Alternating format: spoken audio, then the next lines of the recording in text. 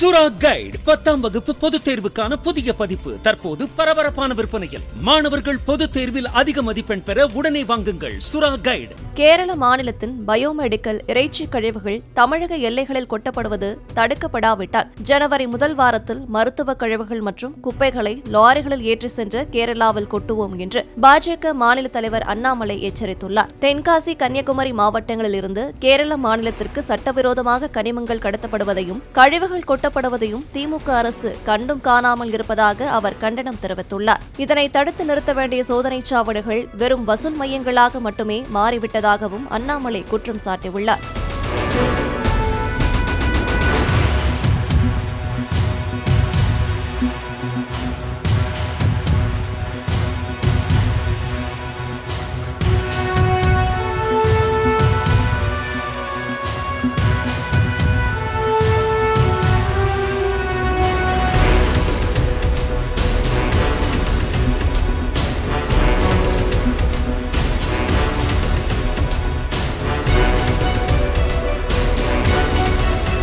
சுறா கைடு 10ஆம் வகுப்பு பொதுத் தேர்வுக்கான புதிய பதிப்பு தற்போது பரபரப்பான விற்பனையில். மாணவர்கள் பொதுத் தேர்வில் அதிக மதிப்பெண் பெற உடனே வாங்குங்கள் சுறா கைடு.